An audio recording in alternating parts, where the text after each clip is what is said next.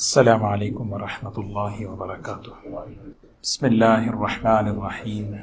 الحمد للہ نحمده ونستعینه ونستغفره ونؤمن به ونتوکل علیہ ونعوذ باللہ من شرور انفسنا ومن سیئات اعمالنا من يهده اللہ فلا مضل له ومن يضلله فلا هادی له ونشهد أن لا إله إلا الله وحده لا شريك له ونشهد أن سيدنا وحبيبنا ونبينا مولانا محمدا عبده ورسوله صلى الله تبارك وتعالى عليه وسلم.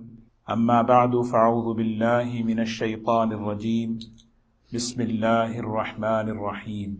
آمن الرسول بما أنزل إليه من ربه والمؤمنون كل آمن بالله وملائكته وكتبه ورسله لا نفرق بين أحد من رسله وقالوا سمعنا وأطعنا غفرانك ربنا وإليك المصير.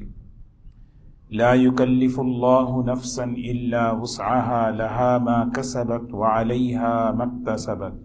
ربنا لا تؤاخذنا إن نسينا أو أخطأنا ربنا ولا تحمل علينا إصرا كما حملته على الذين من قبلنا ربنا ولا تحملنا ما لا طاقة لنا به واعف عنا واغفر لنا وارحمنا أنت مولانا فانصرنا على القوم الكافرين. صدق الله العظيم. قابل احترام بزرگ و دوستو، قرآن پاک کی ایک ایک آیت ہدایت کا سرچشمہ ہے، اور ایک ایک آیت اپنے اندر خیر و برکت کو لیے ہوئے ہے. لیکن اللہ تبارک و تعالیٰ نے قرآن پاک میں بعض آیتوں کو وہ مقام، وہ فضیلت، وہ درجہ، وہ اعزاز عطا فرمایا جو کسی اور آیت کو نہیں. ان آیتوں میں یہ سورہ بقرہ کی آخری 2 آیتیں ہیں جو میں نے آپ کے سامنے تلاوت کی ہیں. یہ 2 آیتیں اللہ تبارک و تعالیٰ نے نبی کریم صلی اللہ علیہ وسلم کو بطور تحفے کے، بطور ہدیے کے سفر معراج میں عطا فرمائے تھے. اللہ کے رسول صلی اللہ علیہ وسلم کا ایک بہت بڑا معجزہ ہے معراج کا سفر، اور اس پر ہمارا ایمان ہے کہ اللہ تعالیٰ نے نبی کریم صلی اللہ علیہ وسلم کو بیداری کی حالت میں جسد اطہر کے ساتھ بیت اللہ سے بیت المقدس اور بیت المقدس سے آسمانوں اور عرش اور اللہ تعالیٰ تک سفر فرمایا. اس پر ہمارا عقیدہ ہے اور ایمان ہے، اور یہ اللہ کے رسول صلی اللہ علیہ وسلم کی خصوصیات میں سے ایک خصوصیت ہے. یہ اللہ تعالیٰ کی بہت بڑی قدرت کی نشانی ہے، جس کو قرآن پاک میں فرمایا لِنُرِيَهُ مِنْ آیاتنا. ہم اپنی قدرت کی نشانیاں تمہیں بتلانا چاہتے ہیں اس سفر کے ذریعے، اور نبی کریم صلی اللہ علیہ وسلم کی عظمت اور رفعت اور مکانش، آپ کی بلندی کا مقام بتانا چاہ رہے ہیں. اس سفر کی بڑی خصوصیات، بڑی حکمتیں اور بڑے اسباق ہیں. ایک بات میں عرض کروں کہ اس سفر میں اللہ کے رسول صلی اللہ علیہ وسلم سیدنا ابراہیم علیہ السلام سے ملاقات کی. حضرت ابراہیم علیہ السلام سے 3 مرتبہ آپ کی ملاقات ہوئی، ایک بیت المقدس میں، اور ایک بیت المعمور میں، اور ایک جنت الجنت میں. جب اللہ کے رسول صلی اللہ علیہ وسلم واپس ہو رہے تھے تو حضرت ابراہیم علیہ السلام کا ایک خاص تعلق ہے نبی کریم صلی اللہ علیہ وسلم سے. ایک پیغام اور ایک سبق دیا. ایک پیغام ہے آپ کی طرف سے ہم سب کے لیے، اور ایک سبق ہے ہم سب کے لیے آپ کی طرف سے. پیغام کیا ہے؟ فرمایا کہ اے محمد صلی اللہ علیہ وسلم، اقری منک اقری امتک منی السلام. آپ کی امت کو میری طرف سے سلام پہنچائیں.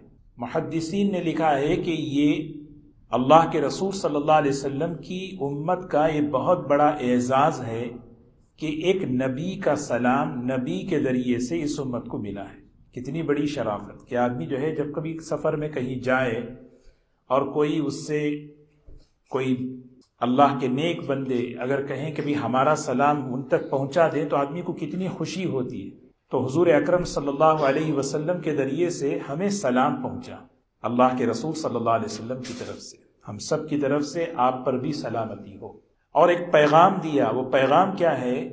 ان الجنت، آپ اپنی امت کو ایک میری طرف سے ایک پیغام، ایک میسج دے دیں کہ جنت، اس کی جو ارضھا طیب، اس کی زمین جو ہے بڑی زرخیز ہے، وماؤھا عذب، پانی بڑا میٹھا ہے۔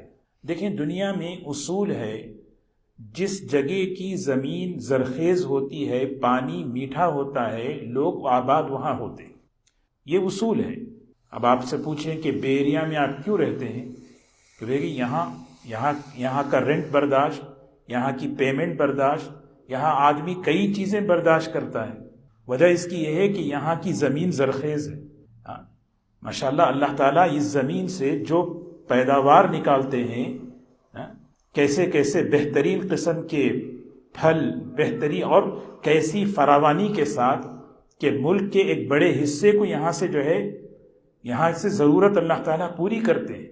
تو زمین اللہ کی ہے، لیکن زمین کا وہ حصہ جس زمین کی مٹی زرخیز ہو اور وہاں کا پانی میٹھا ہو تو لوگ وہاں پر بسنے کو ترجیح دیتے ہیں۔ تو حضرت ابراہیم علیہ السلام نے جنت کا تعارف فرمایا، وہاں کی مٹی بڑی زرخیز، وہاں کا پانی بڑا عمدہ۔ قرآن پاک میں ہے نا، مثل الجنت التي وعد المتقون فيها انہار من ماء غیر آسن وانہار من لبن لم يتغیر طعمه وانہار من خمر لذة للشاربین وانہار من عسل مصفى۔ اللہ تعالیٰ جنت کی نہروں کا، وہاں کی پانی کا تعارف کرا رہے، بڑی بہترین میٹھا پانی۔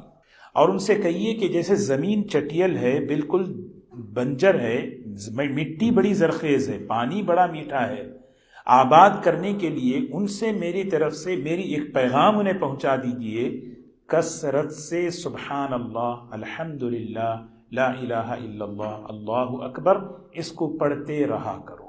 اس سے جو ہے نا وہ آباد ہوتی ہے۔ ایک معراج کے سفر کا، ایک اللہ کے نبی حضرت ابراہیم علیہ السلام کا ایک ہمارے لیے ایک پیغام بھی ہے اور ایک سبق بھی ہے۔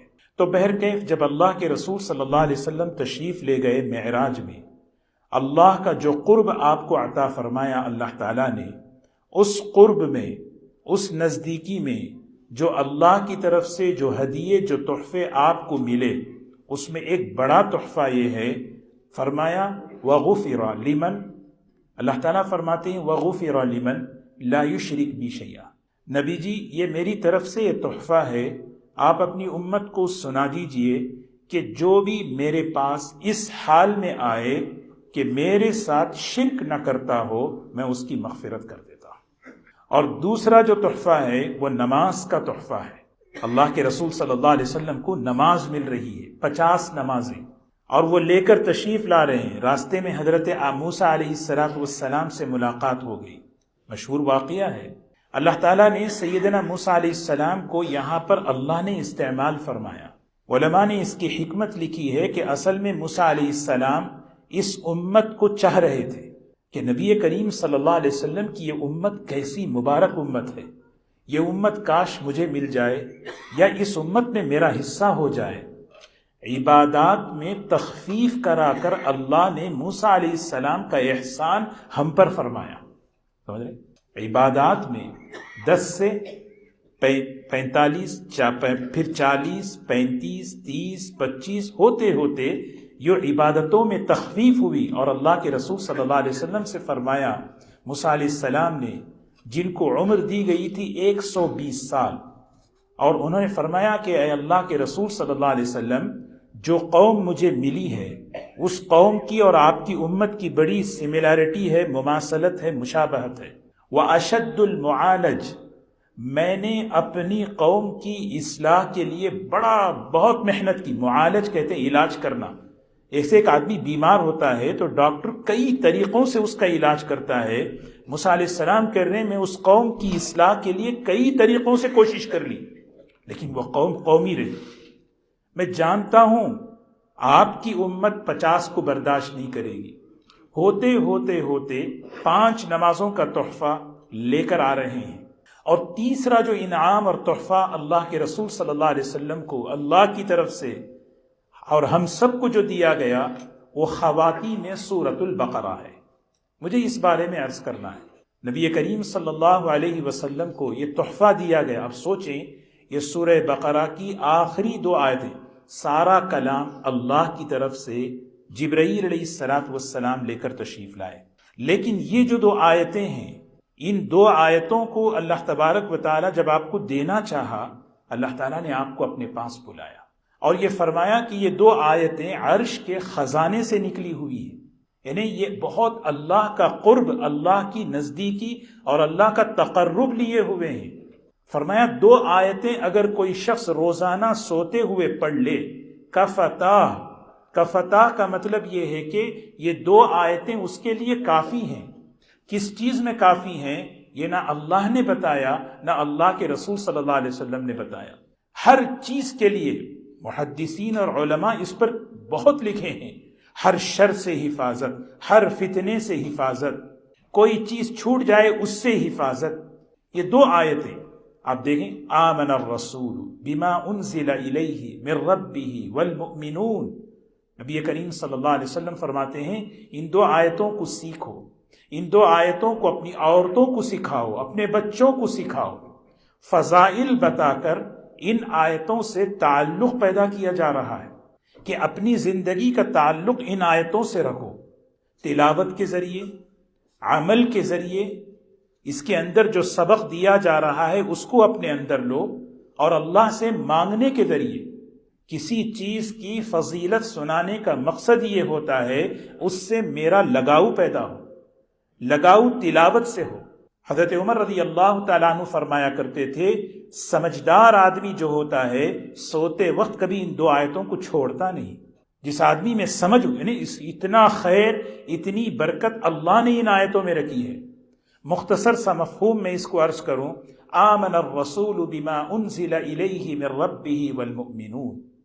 رسول اللہ صلی اللہ علیہ وسلم ایمان لے آئے اور سارے ایمان والے مومنین بھی ایمان لائے اس چیز پر جو اللہ کی طرف سے آپ کے پاس اتارا گیا. کل آمن باللہ وملائکتہ وکتبہ ورسلہ. ہر ایک پر ایمان لائے، اللہ کی ذات پر، اللہ کی کتابوں پر، اللہ کے فرشتوں پر اور نبیوں پر. اور جب نبیوں کی بات آئی تو فرمایا لا نفرق بین احد من رسلی. یہ اقرار کروایا کہ تم کسی نبی پر ایمان لانے میں تفریق نہ کرو، ہر نبی پر ایمان ضروری ہے. اس سے پہلے ایک آیت ہے جو صحابہ پر بہت ہی شاق گزری، بہت یعنی بوجھ ہوئی. للہ ما فی السماوات وما فی الارض وَإِن تُبْدُوا مَا فِي أَنفُسِكُمْ أَوْ تُخْفُوهُ يُحَاسِبْكُمْ بِهِ اللَّهُ فَيَغْفِرُ لِمَن يَشَاءُ وَيُعَذِّبُ مَن يَشَاءُ. یہ آیت اتری تو صحابہ ادب کے ساتھ نبی کریم صلی اللہ علیہ وسلم کی خدمت پہ پہنچ گئے. کہنے لگے یا رسول اللہ صلی اللہ علیہ وسلم اس آیت میں تو بڑا ہم سے مطالبہ ہے، کوئی بات ہمارے جی میں آتی ہے، جی میں بعض مرتبہ اس کو ہم ظاہر کرتے ہیں، بعض مرتبہ ہم اس کو اندر ہی اندر رکھتے ہیں. وہ جو اندر ہی اندر رکھتے ہیں اس پہ بھی اللہ حساب لیں گے، اس پہ بھی اللہ ہم سے یحاسبکم بہ اللہ. تو نبی کریم صلی اللہ علیہ وسلم نے فوراً ان صحابہ کی جماعت سے فرمایا قولوا سمعنا واطعنا. بس تم یہ جملہ کہو کہ ہم نے اللہ کی بات کو سن لیا اور ہم اطاعت کر رہے ہیں. یہ جو 2 جملے ہیں سمعنا واطعنا، اللہ کو اتنا پسند آیا صحابہ کا یہ جملہ وہ بولنے والی وہ جماعت. اللہ نے معراج کے سفر میں آسمانوں پر سدرۃ المنتہا میں صحابہ کی اور ان لوگوں کی تعریف فرمائی جو اللہ کے حکم کے سامنے آنے پر کہتے ہیں سمعنا واطعنا. آپ نے فرمایا تم سے پہلی ایک قوم گزری ہے. وَإِذْ أَخَذَ اللَّهُ وَإِذْ أَخَذْنَا مِيثَاقَكُمْ وَرَفَعْنَا فَوْقَكُمُ الطُّورَ. اللہ تعالیٰ نے ان کو بھی احکامات دیے تھے اور ان سے کہا خذوا ما آتیناکم بقوۃ واسمعوا، یہ اللہ کے احکامات ہیں، اسے مضبوطی سے پکڑو اور سنو، اطاعت کرو۔ تو انہوں نے کیا کہا؟ قالوا سمعنا وعصینا، پہاڑ اوپر ہے، ڈر کی وجہ سے کہہ دیے کہ سمعنا، ہم نے سن لیا۔ جب وہ ہٹ گیا تو کہنے لگے وعصینا، ہم نہیں مانتے۔ وعصینا، ایسا مت بنو، کہو سمعنا واطعنا غفرانک ربنا والیک المصیر، اے ہمارے پروردگار، ہم تیری مغفرت کے امیدوار ہیں، ہم تیری معافی کے امیدوار ہیں۔ لا یکلف اللہ نفسا الا وسعها، اللہ تبارک و تعالیٰ نے ایک ضابطہ اصول بنا دیا، کسی پر اللہ اس کی حیثیت اور اس کی طاقت سے بڑھ کر کوئی حکم نہیں دیتا۔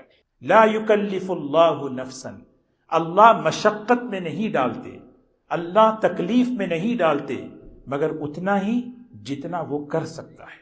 یہ اللہ نے اصول اس مضمون کو قرآن پاک میں کئی جگہ پر بیان فرمایا۔ جتنے بھی اللہ کی طرف سے احکامات ہیں وہ رحمت لیے ہوئے ہیں، اس میں رحمت کا عنصر ہے، اس میں رحمت کا مادہ ہے۔ ایسا نہیں ہے کہ کوئی حکم بوجھ ہے، کوئی حکم جو ہے برڈن ہے۔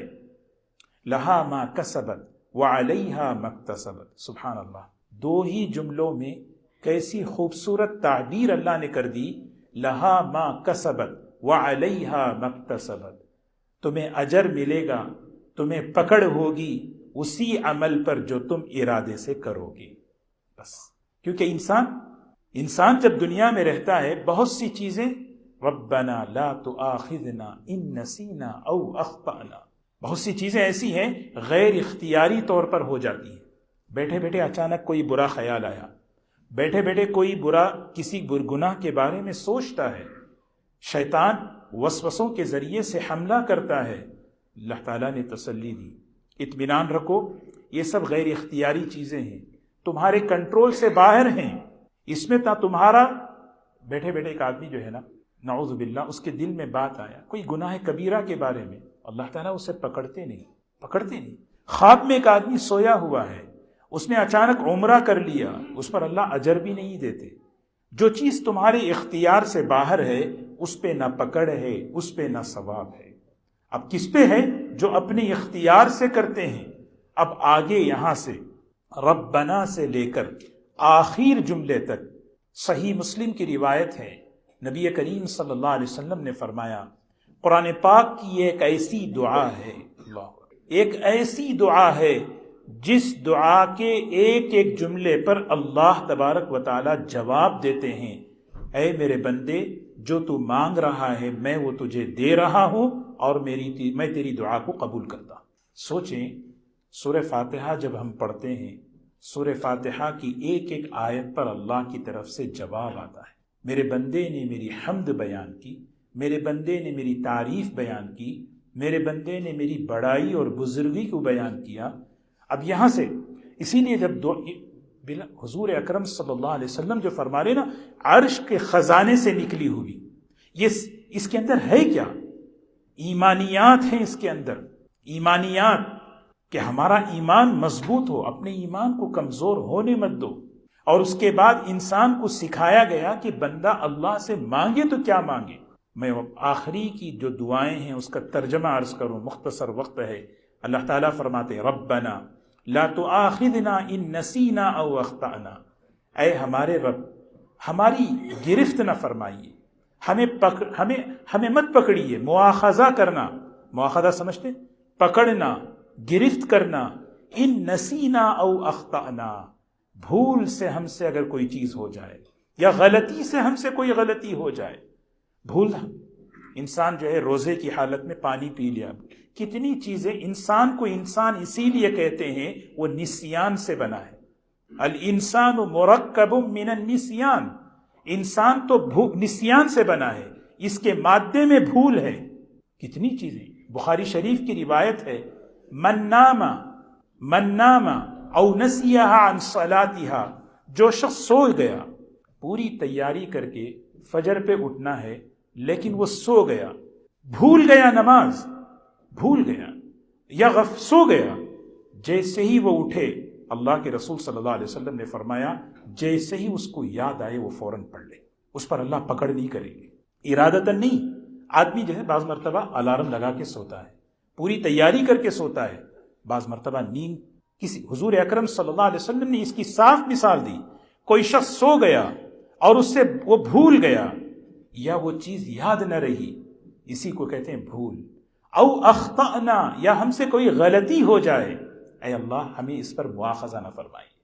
ربنا ولا تحمل علینا اصرا کما حملته علی الذین من قبلنا، اے اللہ پچھلی امتوں پر جو بڑے مشقت والے احکامات تو نے عطا کیے تھے وہ ہمیں عطا، جو چیز ہم برداشت نہیں کر سکتے پچھلی امتوں میں، آپ ان کی توبہ کو سوچیں، ان کی طہارت کے احکامات کو دیکھیں، ان کے صدقہ، ماشاء دیکھیے نا، ایک صدقے کی ترغیب ہے، ایک آدمی کسی غریب کو صدقہ دیتا ہے، کہتے ہیں نا کہ آم کے آم گٹھلیوں کے دام، اس کا بھی بھلا ہو رہا ہے اور ہمیں بھی ثواب مل رہا ہے۔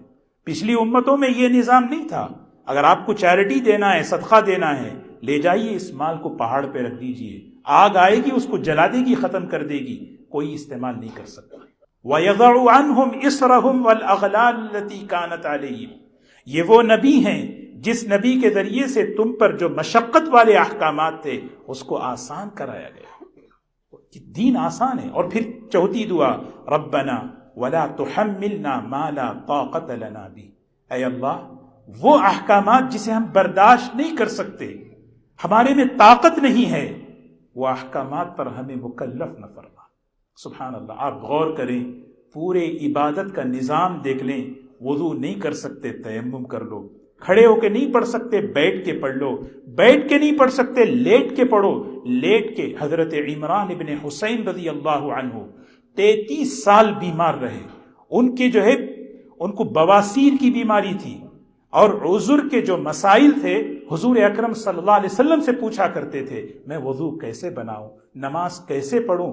روایت میں آتا ہے صلی علی جنب، پہلو کے بل لیٹتے، حضور اکرم صلی اللہ علیہ وسلم نے ان کو نماز کا طریقہ سکھایا کہ عمران جب تم نماز پڑھو تو پہلو کے بل لیٹ کے نماز پڑھو، اس کی آسانی ہے۔ ربنا ولا تحملنا ما لا طاقت لنا واعف عنا واغفر، یہاں سے لے کے آخر تک ایک سانس میں پڑھنے کو قراء حضرات نے منع کیا ہے۔ اب کیا کریں جب بندہ کہتا ہے اے اللہ ہماری پکڑ نہ فرما، لا تؤاخذنا، اللہ تعالیٰ کی طرف سے جواب آتا ہے یا عبدی لا اؤاخذکم، اے میرے بندے میں تیری پکڑ نہیں کروں گا، میں تیری پکڑ نہیں کروں گا، میں نے تیری دعا کو قبول کر لیا۔ جب بندہ کہتا ہے اے اللہ وہ احکامات جو پچھلی امتوں کو مشقت میں ڈال دیے تھے وہ ہمیں عطا، یہ تو ہمیں اللہ کے رسول صلی اللہ علیہ وسلم کی طرف سے آسان کر دیا گیا۔ لا احملکم، میں تیرے اوپر یہ بوجھ نہیں ڈالوں گا۔ واعف عنا، وقف کرنا ہے، واعف عنا، آدمی سوچے جب یہ پڑھتے ہوئے، واعف عنا واغفر لنا وارحمنا انت مولانا فانصرنا علی القوم الکافرین۔ واعف عنا کیا مطلب ہے؟ واعف عنا، اے اللہ، عربی میں واعف عنا کہتے ہیں یہ جتنے ایک انسان جب گناہ کرتا ہے تو گناہ پر جو گواہ بن جاتے ہیں ان گواہوں سے ان گناہوں کے نشانات کو مٹا دیجیے۔ امحو آثار ذنوبنا، جب آدمی کوئی گناہ کرتا ہے ہاتھ اس کا گواہ ہو جاتا ہے، ہاتھ، فرشتے گواہ ہو جاتے ہیں، صحیفے جس میں لکھے گئے وہ گواہ ہو جاتے ہیں۔ ایک بندہ کہہ رہا ہے اے اللہ واعف عنا، اللہ تعالیٰ خود ایک ہی نا، حضرت مولانا حکیم اختر صاحب رحمۃ اللہ علیہ بڑا بہترین جملہ فرماتے ہیں، ایک بادشاہ جو ہے وہ ایک مضمون لکھ کر دے، دیکھو بھی اس طرح لکھ کر لاؤ میں تمہیں دے دوں گا، کیا خیال ہے اس کا؟ یہ معافی نامہ کون لکھ کر دے رہے؟ کیا ہم اپنی طرف سے کہہ رہے ہیں؟ یہ تو سبحان اللہ کتنی بڑی فضیلت کے ساتھ بتایا جا رہا ہے۔